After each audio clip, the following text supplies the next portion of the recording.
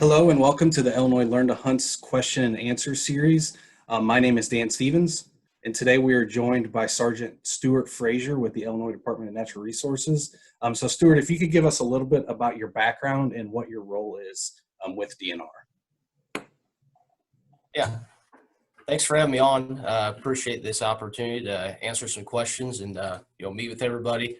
My name is Sergeant Stuart Fraser. I work out of our Illinois Conservation Police headquarters in Springfield right now. I was hired with the department back in 2013. I started out my career up in Winnebago County. So I'm from Macoupin County originally. I got shipped 4 hours north. That was a little bit of a change for me, but it was a great place to learn and start my career. A few big parks up there. Right on the state line with Wisconsin. You got the Rock River through there, lots of hunting and fishing in that area. And it's got Rockford, so it's a big city. So really learned the breadth and depth of our job with the criminal element in Rockford and with the hunting and fishing in that area. After being up there about 6 years, I transferred down to Christian County. So I got a little bit closer to home. Christian County is much different than Winnebago County. Much more rural, a lot of small farming communities and all that, but also some big lakes. We have big park, San Chris Lake State Park there in Christian County. And then a little over a year ago, I transferred into our Springfield headquarters, and I supervise our legislative section that the Conservation Police has. So we work as a liaison with the General Assembly to try and get different laws changed, whether it be statutorily or in the administrative rules. And I also supervise our records keeping section. So all of our citations, all of our warnings, all of our field reports, they all come through my office. Anytime somebody submits a FOIA request, that comes through my office. And we also do some permitting under the Office of Law Enforcement for outfitters, falconry, stuff like that. So that's about the length of my career there. Excellent, thank you. With that, I'll turn it over to Jason Buckley and Adam Wojciechowski, and they're going to work us through some of these questions that were submitted through our website from past participants as well as existing hunters. So Jason, take it away. Thank you, Dan. Our first question comes from Ryan, and Ryan asked, as a new hunter who hasn't encountered a CPO in the field, can you describe what a routine compliance check looks like? Also, can you describe what officers would like hunters to do to make the compliance check quick, safe, and effective for everybody? For example, should I unload my firearm when I see an officer approaching? Gotcha. Yeah, that's a great question. That's one that we get a lot in the hunter safety courses, and I know that our CPOs usually try to cover that in the classes, but it does vary from officer to officer. Just like with any other job, people have their way that they like to do things. So it could vary slightly depending on which officer it is that you're coming in contact with. But primarily, number one is obviously safety. That's safety for the CPO that's checking you, and that's safety for the hunter. We don't want any negligent discharges of a firearm or a crossbow or even a traditional bow. We don't want anybody falling out of a tree stand, anything like that. So safety is number one. Most officers, they won't want you to unload your firearm for a couple of reasons. Number one is that's unnecessary gun handling. We don't want, barrels swinging around, safety's getting tripped, triggers getting tripped, that sort of thing. And also, we're usually going to check the plug on a shotgun anyway. So if you unload it, we're just going to have to load it back up to check the plug. So if you leave it loaded, that's one less step. That's less gun handling we have to deal with. And just leave it loaded and point it in a safe direction. CPO will take it to inspect it. Beyond the safety aspect, again, it's kind of going to vary by officer and what you're doing. If you're out duck hunting or dove hunting, it's going to be a little different than if you're deer hunting up in a tree stand. But most of the time, an officer is going to know that you're there. Most officers are going to sit back and watch for a little bit, especially if it's waterfowl, dove, something where you're going to be doing a lot of shooting. They're going to want to sit back and watch, see who's shooting, see what you're shooting, see if anybody's reaching their limit or anything like that. So when we walk up, we've got a pretty good idea of what's going on. But officers usually going to walk up, they'll identify themselves as a CPO, ask how your day's going, whatever may be going on. Then depending on the officer, they'll either check your gun first or check your licenses first. Ask you how your hunt's going, see if you've got anything in your bags, anything like that. When it comes to deer hunting, some guys may climb up in a tree stand. I don't know very many guys that do that. So if you see a CPO, wait for them. They'll either tell you to come down or they'll come up. But they're going to want to see your license. They're going to want to see your gun. There are some officers that I've seen that if you're up in a tree stand, they'll just ask you to drop your stuff down. If you've got your permits and your license with you, your FOID card, if it's during firearm season, I just drop that stuff to the ground. I'll take a look at it.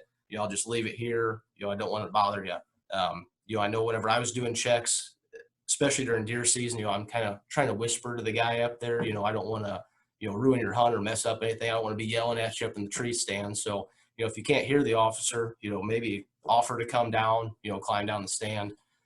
But basically, check entails usually checking the firearm, checking the FOID card if you have a firearm, checking the licenses and permits, and just looking through your bag, checking to make sure nobody's over their bag limit, checking the area for bait, checking the area for illegal animals, stuff like that. Like I said, every officer is going to handle it slightly differently, but the number one thing is the safety of it. We don't want people swinging guns around. We don't want people moving around in a tree stand too much. We don't want people falling down or accidentally shooting us or shooting somebody else or shooting themselves. So. Sure. All right. Thank you. Question 2. It's going to be, what are the most common fish and wildlife violations by novice hunters, and what steps can new hunters take to ensure compliance? Yeah, so probably the biggest ones that we see as far as fishing is going to be your size and creel limits. People that are taking too many of a certain fish or taking some that are outside of a slot limit or maybe just a little bit too short. With hunting, the big thing is the stamps, habitat stamp, HIP permit. Whenever it comes to deer season, blaze orange is a pretty major violation that we see. Don't know if it's always intentional or if it's always accidental, but it is a pretty common one that we see. The best way for anybody to, not do these accidentally, and make sure that they're in compliance is read those digests. The hunting digest and the fishing digest, they're put out every year. They're available online usually before they're available in print. But those are an excellent resource. The fish guys and wildlife guys, they do a good job putting that together. They usually contact law enforcement for our input on it. But most of the stuff is pretty cut and dry. The books are thick. There's a lot of information in there, but if you know what you're looking for, the answers are usually going to be in there. So that's my big thing is, if you're going out to a lake and there's a sign that has stuff posted on it, look at the sign. If there's no signs, look at your digest. If you have questions beyond that, reach out to your local CPO. We've got phone numbers and emails. They're all on the DNR website. You guys can reach out directly to a CPO. All the information's out there. We don't want somebody to be an inadvertent violator. It does happen, but if you want to look for it, the answers are definitely out there. Those digests are a great resource. Thanks. Okay, so our next question comes from Jacob, and he was asking if you can explain the difference between daily limit and possession limit, and if possession limit is including the game that's in the freezer. Okay. Yeah, so the daily limit is the number of species you can take in one calendar day. There's nothing in Illinois that talks about within a 24-hour period or anything like that, but it's the daily limit, the maximum number of species you can take in one calendar day. The possession limit in Illinois law, the statute exactly says possession limit means the maximum number or amount of species which can be lawfully held or possessed by one person at any time. So at any time is the key phrase there. So that would include whenever you're in the field, once you're home and you have them in your freezer. Some states are different. Some states talk about whenever you get to your residence, and they've been finished for consumption, and they're in the freezer, they're fine. But the way the Illinois law is currently written, it says at any time. So that would include at home and in your freezer. Just to follow up to that, can you give an example of when you would actually go and check someone's freezer out to see if a possession limit was over the limit? Yeah, typically something like that's not going to happen unless we have a search warrant. If we think something else is going on, we're going to go in, we're going to have a search warrant to search anywhere that there could be, any species. So that's going to be, all sorts of coolers, freezers, anywhere in the house. And we have done that. It's a big thing, especially with deer. We'll get search warrants for deer. Somebody will have big freezers just full of deer, and we'll go in there. Maybe they will have other species in addition to it, but typically we're not going to be going into somebody's house and checking their freezers unless we have a warrant. And that warrant is usually going to be based on a complaint or an ongoing investigation. So if we've been watching somebody for a while, if we've got a lot of complaints on them, you know, we have witness statements, we have whatever that we legally need to get a warrant, that's whenever that would come into play. Sure. All right, thank you. Next question is from Rebecca, and she asks, if I'm not able to recover a wounded deer, does this fill or void my tag? Or if coyotes get to my deer before I do, what happens then? Yeah, so if you're not able to recover the deer, you know, that's not going to void your tag. You know, the tag has to be placed on an animal after it's harvested. It has to be immediately placed on the animal. But if you're unable to recover the animal, that won't void the tag. But it's important to remember that a reasonable effort must be made to recover the game.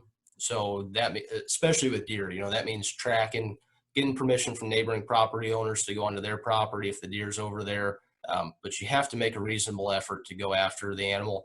You can't just, you know, shoot it and leave it because you don't want to burn a tag. You know, as far as if coyotes get it, you know, and you find it the next day, you know, you shoot it in the evening, leave it sit overnight, you go out there the next day and you find it and there's, you know, it's been eaten up by coyote. That's where it kind of depends. You know, if it's a buck and you want to keep the antlers, then yes, you have to use your permit on it. You know, you're taking a part of that animal and you would have to tag it and report the harvest. Now, if it's a doe and say all the meat's been eaten off of it, you're not liable for that deer anymore if there's no usable meat left on it. You know, in statute, it talks about you can discard meat that is determined to be unfit for human consumption. So if it's spoiled because it's been eaten, or if too much of it has been eaten. With game mammals, it talks about the hind ham and front shoulders of a game mammal. So, you know, if that stuff is gone on a deer and you don't want to take any part of it, then you don't have to use your permit on it. You know, that's unfortunate, but it does happen. But I said, if you want to take any part of that deer, or if there is usable meat on that deer, it is your deer, you shot it, you were responsible for it, and you would have to tag it. But so if coyotes have gotten to it and there's nothing left of it that's salvageable for human consumption, or if there's no antlers left, then, you know, you don't have to deal with it anymore. That's an unfortunate thing, but you're kind of absolved of that if there's nothing left. Great, thank you. Quick follow-up on that. If they do find it and it was eaten by coyotes, should they at least call it in and let the local CPO know? Yeah, you know, it never hurts. You know, we get calls, especially if it's ground that other people hunt on or hunt near. You know, if they find that, we're probably going to get a call about it anyway. And it just really helps out our investigation if we've already got a call from somebody. So as soon as we get a second call, we already know what's up with that deer. We know that it wasn't poached, it wasn't shot from a roadway and ran out there, that there wasn't somebody else illegally hunting on the property, that this deer is accounted for. You know, this person shot it, they made a reasonable effort to retrieve it, and whenever they got there, there was no usable meat left, so they left it and they didn't tag it because there was nothing left. But yeah, we always appreciate a heads up on that sort of stuff. Great, thank you. I'm going to move over to a question that is kind of similar to that topic that you kind of just touched on there. So Janet asked, wanton waste laws seem somewhat ambiguous for new hunters. As a new novice who wants to remain compliant for the sake of conservation and the resource, can you discuss what officers identify as reasonable effort to retrieve game? Thank you for your answer. Right, so that's one of those other things that's kind of going to be up to the individual officer, a little bit of officer discretion. But, you know, you can't just expect, I always use dove hunting because guys will hunt dove fields with tall grass, you know, stuff like that where it's easy to lose a bird. You know, if you're sitting on a 5-gallon bucket shooting dove and one goes into the grass, you just look over there and say, well, I can't see it. You know, that's not a reasonable effort. You know, you got to get up, you got to walk around, you got to look. You know, especially if I'm a CPO and I'm sitting back watching a group of dove hunters or a group of duck hunters or anything like that, and I see people shooting and not making any effort to retrieve them, that's probably going to be a citation, especially if I walk up and I find them. You know, whenever I'm walking up to check somebody, if I've seen them dropping birds in a certain area, I'm going to walk through that area. And if I can find them, you know, that's going to be a problem because you have not made a reasonable effort to retrieve that game. And especially it comes into play if you've reached your daily limit, you've recovered the birds that are in your daily limit, and then you've got 5 birds over here in the grass that you shot and didn't make a reasonable effort to retrieve. So now you've got wanton waste and you're over your limit. And that's, a big problem. So, we don't expect somebody to spend 15 minutes, 5 minutes, 10 minutes, whatever, stomping through the grass looking for a dove. But you got to walk over there. You got to take a look for it. You can't just shoot stuff and just be lazy about it. You're, as an ethical hunter, you should be out there. I understand hunting is kind of a recreational pursuit, but you got to do a little bit of work with it too. You can't just sit there and shoot birds and then not try to retrieve them. But as far as the statutory language goes on that, it doesn't really get any more specific than a reasonable effort. So that's why I say it's kind of up to officer discretion, but use your best discretion also. Put in some effort to retrieve the game that you just shot.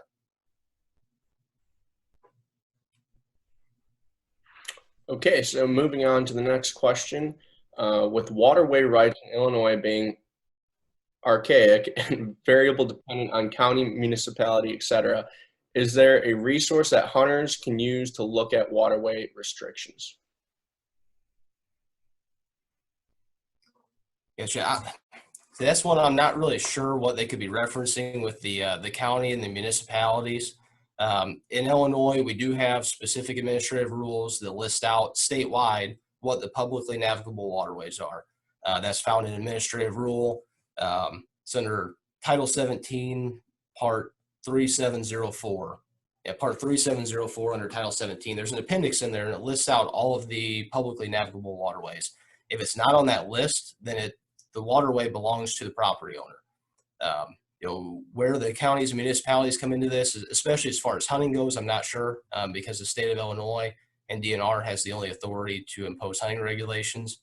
So I'm not sure where that question is coming from regarding hunting in counties and municipalities. But that is a good resource, though, and it's good to bring up the publicly navigable waterways, what they are and where they're listed.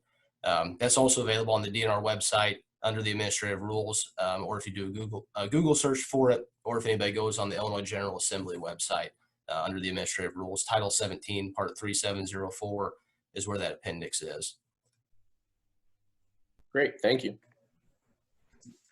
Okay, Tim asked, what is the process of picking up a roadkill deer for the meat? So with the advent of new technology and the internet, it's very, very easy to do that now. That's all available on the IDNR website. It's dnr.illinois.gov. On that website, there's a few tabs across the top. If somebody clicks on the hunt/trap tab, they scroll down to where it says deer. Under that, near the bottom of that page is roadkill deer reporting. Another really easy way to find that is just go into Google and type in Illinois roadkill deer. It should be the first thing that pops up.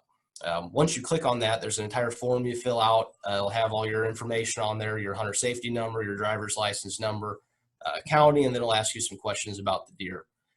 With the new system we have for that, whenever you put in your email, it will send you an email confirmation with the report number on there. And it's very simple to do. You have all your records right there in your email now, so you don't have to worry about writing anything down. Nobody's have to mail you a tag. You don't have to call anybody or wait for anything in the mail. It can all be done right there on the DNR website.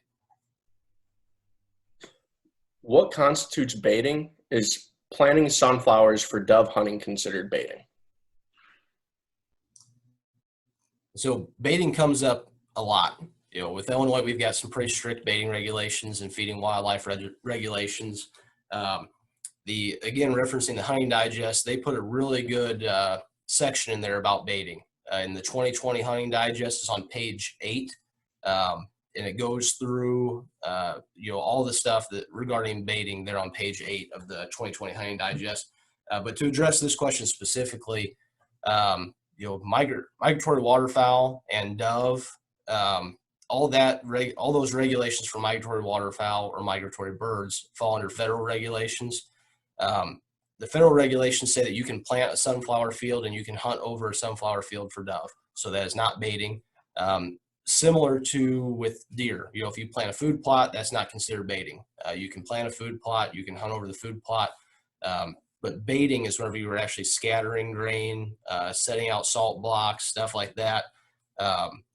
Our specific language on that is any material, whether liquid or solid, including food, salt, minerals, and other products, except pure water that can be ingested, placed, or scattered to attract or lure. They've got wild turkeys and deer in different sections. But to address the specific question, yeah, you can hunt over a sunflower field. That's great for a number of things. If you can provide them a food source like that, that's not going to inadvertently damage the resource like letting out a salt block can do, especially when it becomes a chronic wasting disease, spread of disease. Sunflower fields are great and they are totally legal. Thank you. Continuing on the topic of baiting, Denny asked, there are certain things that are illegal to possess in or purchase in Illinois that are legal in other states. For example, there are restrictions on fireworks and suppressors for firearms. These items are not sold and cannot be found in stores in Illinois since they are illegal to possess and use. Illinois banned supplemental feeding of deer in 2002, but supplemental feed products, specifically packaged and marketed for deer and deer hunters, still line multiple aisles and are staked on pallets of nearly every store that sells sporting goods in Illinois. Do you think this is acceptable and why? And do you think this is misleading and confusing to the public? And what do you think should be done about it? Yeah, I would say, it is definitely confusing, misleading to the public. There's no doubt about that. We get questions similar to that pretty often. The difference between, bait and supplemental feeds versus fireworks or suppressors or machine guns, anything like that, is that those things all require, specific licensing. So that's why those things are not available over the counter. There's a lot more restrictive with that sort of stuff. Where with bait, it is illegal in some places and it's completely unregulated in some places where you can use it any time of the year. You can hunt over it and all that. But yes, it is very confusing to people, especially if they're new to the sport. They're going into Walmart or Rural King or wherever, and they go in there to pick up some ammo or pick up some camo, and hey, they see this and they start reading it and hey, this looks great. I want to kill a deer my first year out. It is definitely confusing. There was a law a few years ago that they were trying to get passed to not outlaw the selling of it, but to have a warning posted where anybody that wanted to sell this stuff had to have a sign up that said, you can buy this, but it's not legal in Illinois. That law never went anywhere. So it is unfortunate that stuff is sold, but there is a legitimate purpose for it. If somebody, has a license to raise or to farm elk or deer, sometimes they'll use that. People who are going hunting out of state, they may buy it here in Illinois and take it with them. So there is somewhat of a legitimate purpose for it, but we know that those are such rare instances that these companies are putting it out for sale to, have people that are hunting in Illinois buy it. So it is unfortunate that the companies do that, but there's nothing that we can do. There's nothing in the law that would stop them from selling it because it's not a regulated item. There's nothing illegal about possessing it or purchasing it. So it is for sale. There's nothing we can do about that besides education, telling people that it is illegal to bait. It is illegal to feed wildlife.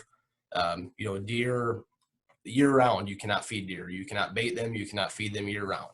So that's the best we can do is education because there's no enforcement mechanism for it. And for a lot of these companies, they're selling it. There's a lot of money involved. So, you can't really fault them for trying to make some money. And if that's what they want to keep doing, fine. But there's nothing we can do about it, unfortunately.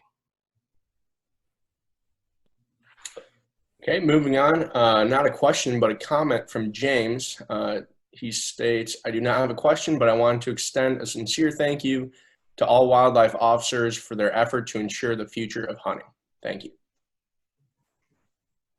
Yeah, well, thank you for that sentiment. And, we're just doing what we can. The fish biologists and the wildlife biologists and all the scientists that work for DNR, they work really hard to put these regulations in place and to manage the herd. It's just our job to try and enforce those regulations that they put out there. We're not biologists, we're not scientists, we're just police officers trying to, help keep our natural resources safe for future generations and just enforce the regulations that the fish biologists and wildlife biologists put out there. So, but we definitely appreciate the support. We appreciate your hard work. Thank you. Thank you. So Edward was asking, many public sites in Illinois do not allow for tree stands and blinds to be left up during the season. However, some sites are riddled with stands left up. Is there anything a hunter can do? If reported, will a CPO investigate? Thanks. Yeah, this is a big problem. I mean, it happens everywhere. Our CPOs do definitely investigate them. We're out there checking hunters, we're out there walking the property, so we see them too. A lot of times what we'll do is we'll mark them on a GPS app. We'll remember where they're at later, and we'll go back and check them. Ideally, during the deer season, we don't want to pull those stands during deer season. We'd rather wait for somebody to be hunting in that stand, and then we can catch them and address the issue while a person is there. We don't want to have to pull these stands down because it can disturb the entire area. If there's other people hunting out there, we don't want to be out there pulling stands down, driving a truck or a four-wheeler back there to remove these stands. And it's just a lot of work. We got to pull them down. We got to log them into evidence. We have to write a field report, and then we have to leave a seizure tag. So sure enough, if I pull down a tree stand, the next day I'm going to get a call from the guy saying, hey, I found the seizure tag where my tree stand was. Now I want it back. So now I just went out there, did all this paperwork, lifted stuff into evidence, just for this guy to call me up. So what we would rather do is catch the person in the stand, let them know, that is a violation, have them make sure they take it down. But as far as, law-abiding hunters, if they see it, call up your CPO and say, hey, I've been hunting this area and this, I'm carrying my stuff in day after day, and I keep seeing this stand in here that nobody's using. This guy left it behind. But like I said, be aware that we probably won't do anything with it during season, because we'd rather catch the guy in the stand and not have to pull the stand down. Now, after season, most of the areas, CPOs will go in and do a sweep. If there's anything left up after season, we will go through the effort of taking them down, logging them into evidence and all that sort of stuff. But that's after season. So yeah, as a legal hunter, let us know if you see something. And if you've contacted your CPO and you've told them about this stand, if you see somebody in that stand, that's definitely the time to call, because then we can address it. We can go out there and talk with the guy that's using the stand. So, but yeah, we will investigate it. It is, especially I've been out to sites where there's 20 plus stands left behind. So, I'm sure you understand that's a lot of work going out there, pulling down 20 stands and then all the paperwork that goes along with it. So we'd much rather address it whenever there's somebody in the stand, let them know what's going on so we don't have to seize the stand. Okay, moving on to the next question. Lisa wrote, if tracking a wounded deer after shooting hours and the animal is still alive, what are the appropriate steps to follow? I assume dispatching the animal would be illegal after shooting hours, so what should we do?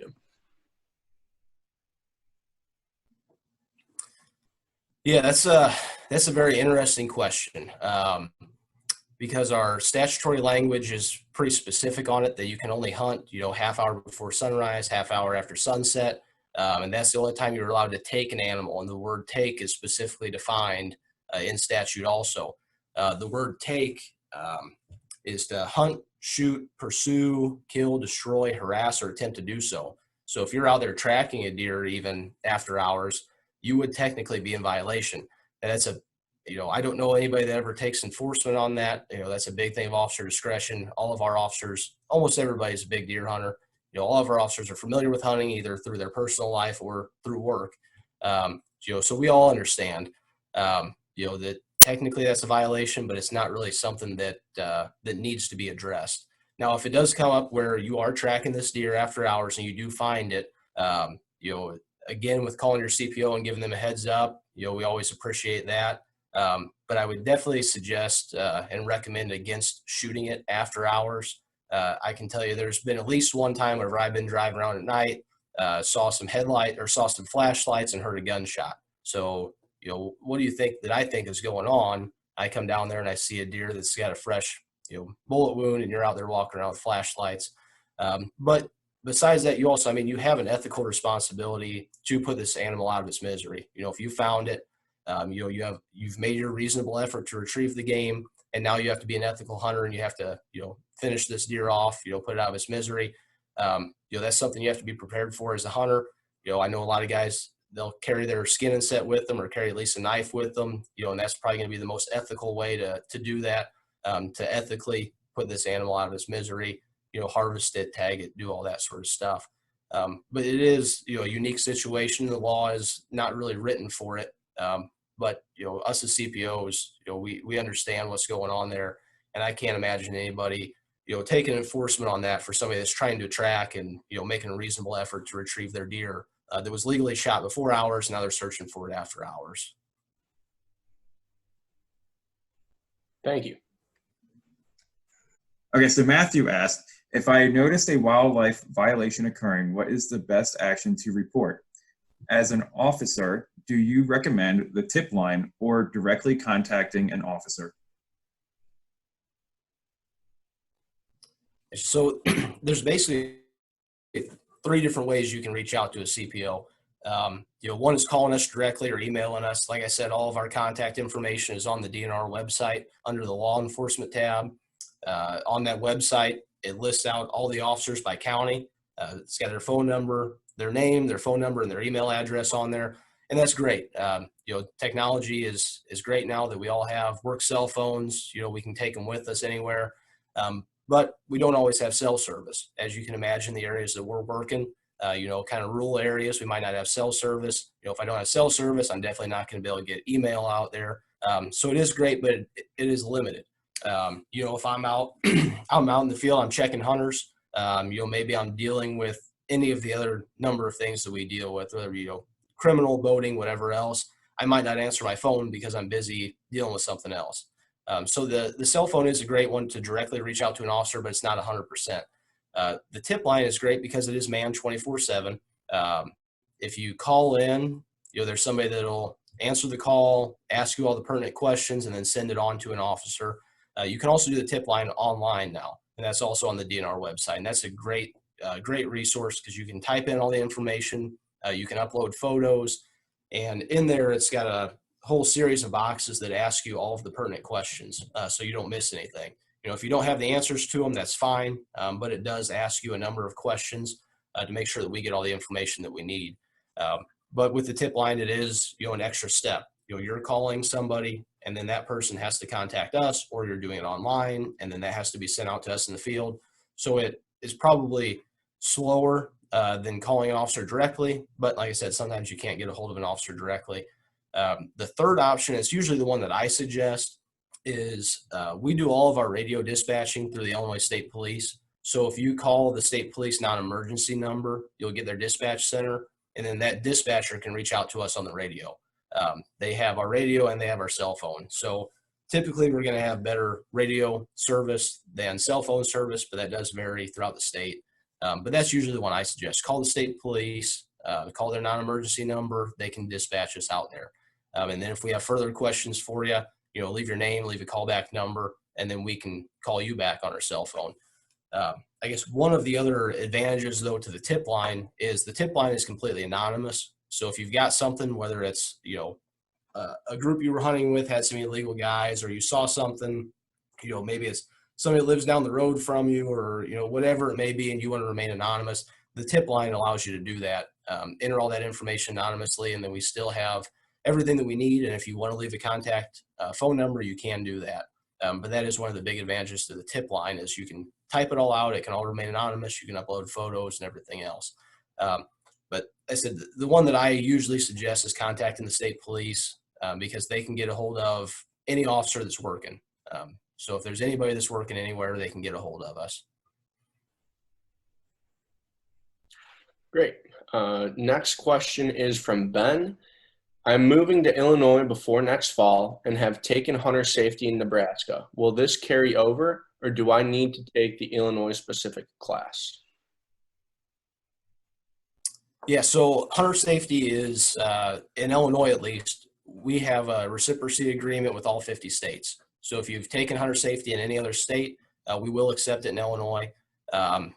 Our safety ed division, they've got an email address and a phone number. If you have any questions, you can call them up and ask them about it. But moving in from a different state, as long as you have proof of hunter safety, you should be able to go to any vendor, wherever you buy your licenses at, show them that proof of that you've completed hunter safety, and you shouldn't have any issues getting it done. But I do have a phone number and an email address for hunter safety if anybody's got any questions about it. Or if you've ran into issues, if you're coming in and finding a place that's not accepting your hunter safety, you can reach out to Safety Ed. It's dnr.safetyed@illinois.gov and dnr.safetyed@illinois.gov or 217-557-9206, 217-557-9206. And they'd be happy to help you if you're running into any issues with that. Awesome. Thank you. Great. Yes, if there's any other web links or anything that you'd like us to add at the description of the video, when we put it up, we can add those in the description so it's easy just to click on too. So our final question is what is the minimum age to hunt in Illinois? And so statutorily, there is no minimum age. And now with the apprentice licenses, you don't have to have taken hunter safety as long as you're with somebody else who's going to be watching you as a kid. It used to be that you couldn't hunt until you'd taken hunter safety, and hunter safety didn't really have a cutoff either, but you had to be able to read and write because you had to pass the test. Where now, there's nothing in statute that lists a minimum age, but, back to the first question, it's all about safety. Can this individual safely handle a firearm or safely handle a bow? Are they able to make the right decision to make an ethical kill and to safely fire a firearm or a bow? Are they able to sit up in a tree stand or go out on a boat, whatever it may be? Safety is the biggest thing. And then also, are they just able to physically hold, the gun or hold the bow and use it? Are you using this child as an excuse to kill more deer? Are you going to be doing the one hunting, or is it going to be the kid that's actually hunting and enjoying it and actually getting something out of it? But yeah, there is no actual legal minimum age, but I said safety. And then say if you got a 2-year-old with you and you're claiming that they killed this buck during shotgun season, that's probably going to be a problem. Whenever investigation comes around. Excellent. Well, that concludes our question and answer session today. That is all the questions we have. So again, a huge thank you to Sergeant Fraser for joining us and spending a few minutes answering some of these questions that, even as an existing hunter, I learned a lot just sitting here and listening. So a huge thank you. And with that, we'll conclude.